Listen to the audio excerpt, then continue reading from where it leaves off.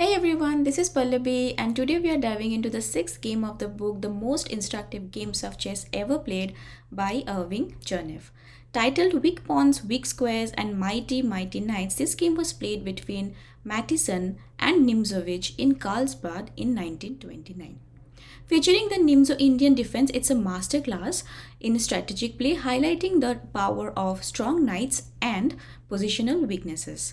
In this game, Nimzovich packs remarkable strategy into just 23 moves.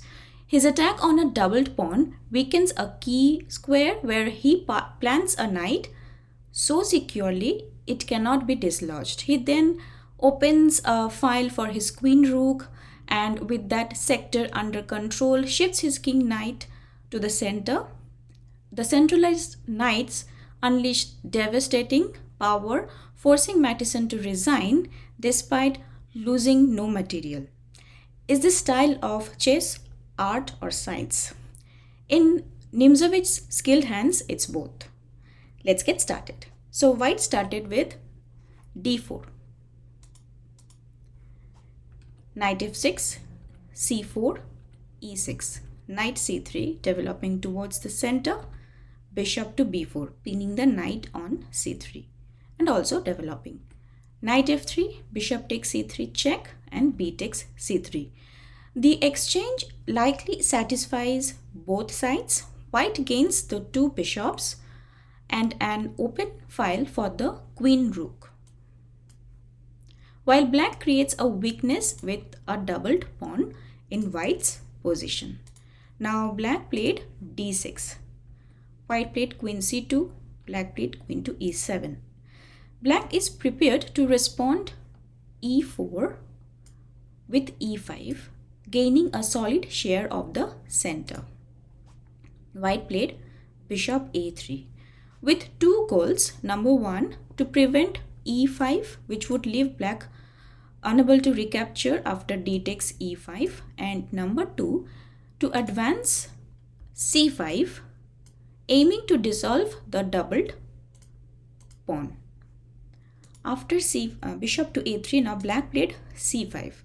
This traps white's pawn at c4, turning it into a stationary target for Nimzovich to attack. Now white played g3. White plans to fianchetto to the bishop to control the long diagonal. While usually a good move, it leaves the weak pawn at c4 without protection. A better approach would likely have been e4 followed by bishop to d3. After g3, now black played b6. Black clearly plans to challenge control of the diagonal. White played bishop g2, black played bishop b7, kingside castle, and knight h4. White seeks to exchange bishops as Nimzovich has more scope, and with the knight put strong pressure on e4. A better way to exchange would have been knight d2, allowing the knight to strengthen the center and protect the weak c4 pawn. After white played knight h4, black captured, bishop takes g2, king takes g2.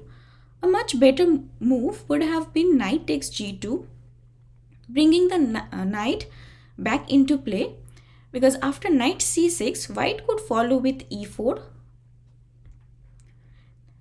then knight e3, and not be in a bad position with the knight centralized and the c4 pawn is defended. After king takes g2, now black played queen b7 check. White moved the king to g1. White faces difficulties after this. The correct move was knight f3, bringing the knight back into play and giving white a fighting chance. Interposing with f3 instead loses a piece after g5, queen d2, h6, leaving the white knight with no escape. So after king g1, now black played queen to a6. The move attacks the bishop and the c-pawn, forcing white to respond. Now white played queen b3, saving both the bishop and the pawn. Black played knight c6, developing. towards the center. Now white played rook f d1. The alternatives are d takes c5, in that case b takes c5, and black threatens rook a b8 to win the bishop or the c pawn. And the other alternative is knight f3. Then knight a5, queen b5, queen takes b5, c takes b5, knight c4 attacking the bishop, bishop c1, knight e4, and the c pawn falls. So after knight c6, white played rook fd1, black played knight a5, attacking the queen and the c4 pawn. Queen b5, queen takes b5, c takes b5, and knight c4. The doubled pawn is gone for white, but the weaknesses of the square it occupied remains. Nimzovich places his knight on this key square, gaining several advantages. Number one, the knight attacks the bishop, forcing it back to its original square. Number two, it defends the d pawn and the b pawn from potential attack. Number three, it exerts strong influence on important central squares.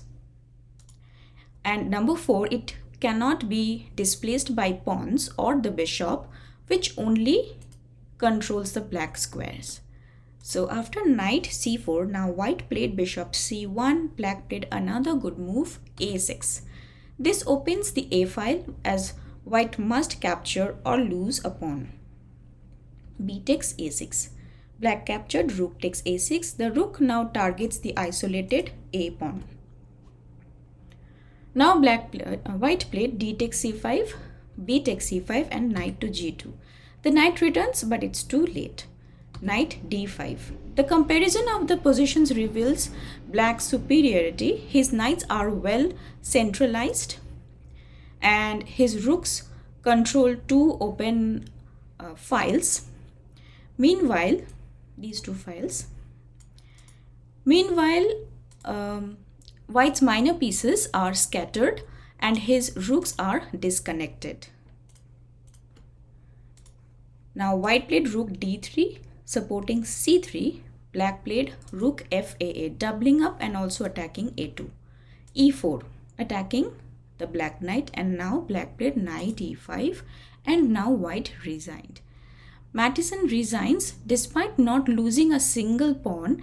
If he had chosen to continue, the play would have gone rook d1, then knight takes c3, rook f1. Because if rook d2 instead, then knight f3 check, it's a fork. And if rook e1, still knight f3 check, it's a fork. So safe place is rook to f1, then knight takes a2, rook takes a2, knight f3 check, king h1, rook takes a2, and black is winning. So from this game, here are the key lessons we learned. Number one is centralized knights. Black's knights were strongly centralized, giving them greater influence and flexibility in both attack and defense. Centralized pieces are often more powerful and harder to dislodge. Number two is rook coordination. Black's rooks were able to operate effectively on open files, while white's rooks were disconnected and less active. Rook activity on open files is crucial for creating threats and controlling the game. Number three, pawn structure. The doubled pawn, though initially a weakness, was exploited strategically. Recognizing weaknesses in the opponent's pawn structure and targeting them can lead to significant advantages. Number four is piece placement. The placement of pieces, especially minor pieces like knights and bishops, can significantly influence the game.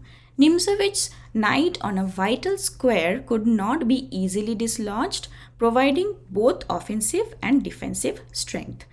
And number five is tactical awareness. Nimzovich's moves demonstrated strong tactical awareness, such as forcing exchanges, creating threats, and capitalizing on weaknesses.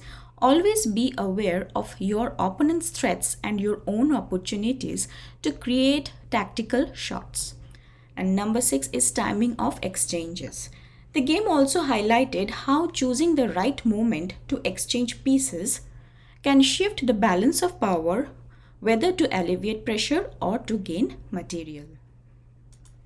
Thank you for watching. I hope you learned something new. Don't forget to like, comment, share and subscribe to my channel to show some support. Thank you for watching. See you in the next video. Bye-bye.